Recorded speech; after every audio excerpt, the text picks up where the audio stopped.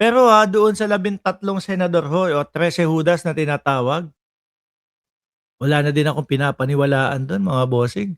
No, kung meron man na makapag-isip-isip, eh, it takes time for me para ho ano, para paniwalaan mga kababayan doon sa lilipat kung meron man dahil naririnig-rinig po eh, no, na mayroong lilipat na mga ilan-ilang mga senador na galing sa majority papunta sa minority ho mga bossing. Eh yari itong si Peter Cayetano, malulungkot ito, no? Kaya nga po ayan, tingnan nyo, nag-post na naman, nag-live na naman. Oh, hindi mapipigilan ito. No? Gustong isalba yung panandalian niyang pagiging Senate President to mga kababayan. Oh, live na naman. Tapos meron salmo doon sa likod niya. Ibang klase.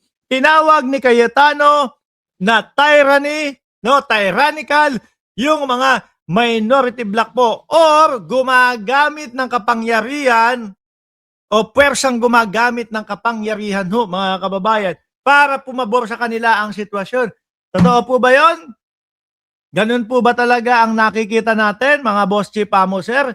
Or kung ano-anong katarantaduhan ang ginagawa nitong mga majority at meron pa biglaan pang pagpapalit o gusto nilang palitan yung rules ng Senate into online voting. Pwede na daw ho mga kababayan. Bakit?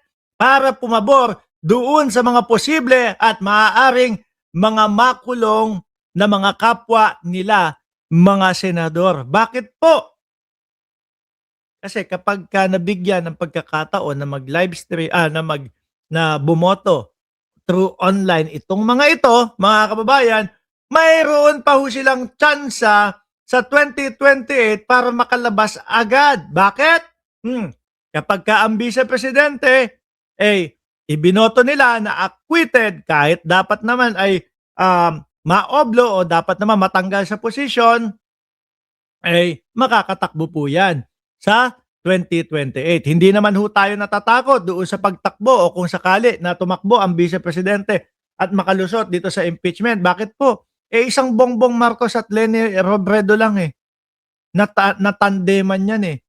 Tapos na yan eh. Bakit? Simple lang yung mga supporter ni Pangulong Bongbong Marcos, iboboto si Leni Robredo sa pagka-presidente. Ganon din po ang mga kakamping. Hindi ko nilalahat ng kakamping, pero maaari na majority ng mga kakamping, pinagtiwalaan ni Leni Robredo itong si Bongbong Marcos. Di iboto din natin. Ganun lang ho. DDS, sila-sila na lang doon. Ganun lang ho yun eh. Pero ang gusto ho natin ay mapanagot po yung dapat mga mapanagot ho, mga kababayan. Diba?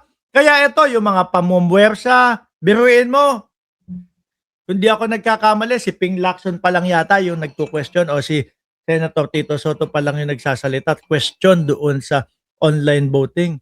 Gusto na ni Cayetano, pagbotohan na agad kung ipapasa o hindi. Kaya nga umaangal itong sila Kiko Pangilinan. Kaya nga ho nasabi ni Senator Soto na binabraso yata ito. Di ba?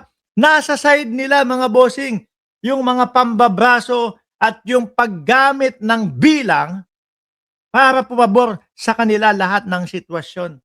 Dahil nga po, makikinabang o posibleng makinabang yung mga posibleng mga makulong na mga kapwa nila senador pagdating ng 2028 kung mananalo si Vice Presidente Sara Duterte sa 2028. Paano mangyari yun, Mark?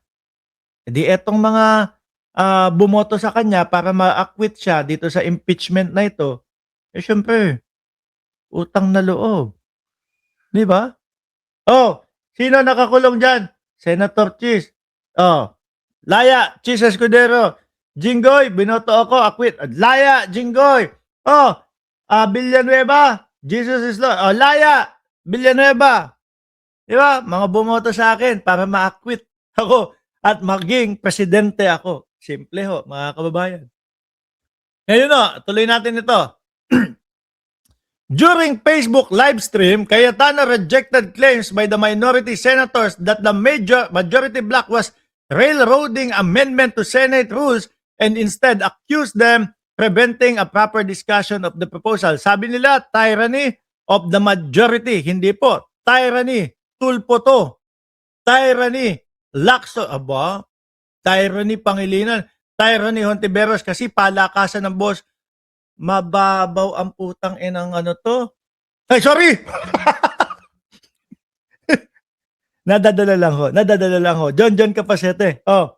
Hindi, ibig ko sabihin, mababaw ang putang inang ano to. Reason ni Cayetano. Tyranny na kasi dahil lumalakas ang boses. Putik na yan kung nabubuhay ang dating senadora Miriam Defensor Santiago, malamang isa-isa kayong pinagsisigawan dyan dahil sa mga kabulukan na mga ginagawa ninyo. Diba? Sasabihin ni Robin Padilla, weak daw po yung mga kabataan niya, pero mataasan lang ho ng boses ng konti.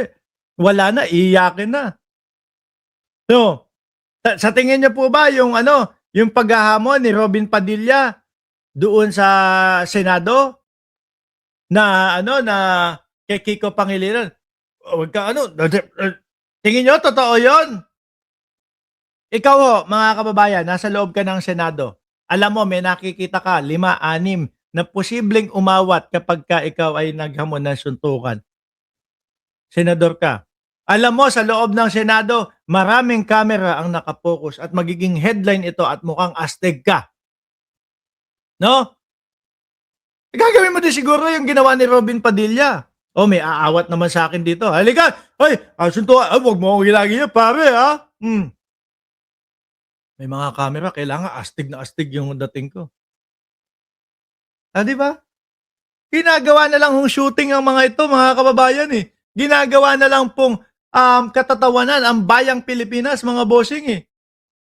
Di ba? Nitong mga ito. No? Bakit?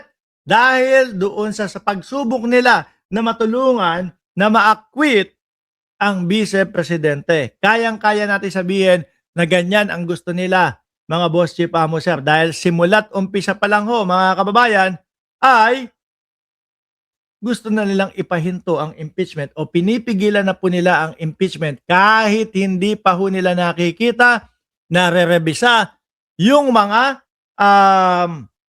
nakapaloob, yung mga ebidensya na nakapaloob doon sa impeachment, mga bossing. Di ba? Oh, ganyan no. Ganyan sila ka-pair sa Pilipino. Pair daw sila.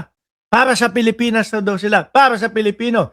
Pero eto, merong mga inihain na ebidensya laban sa vice-presidente, merong pagbabanta ang vice-presidente, pero etong mga ito, 13 senador, pinipigilan.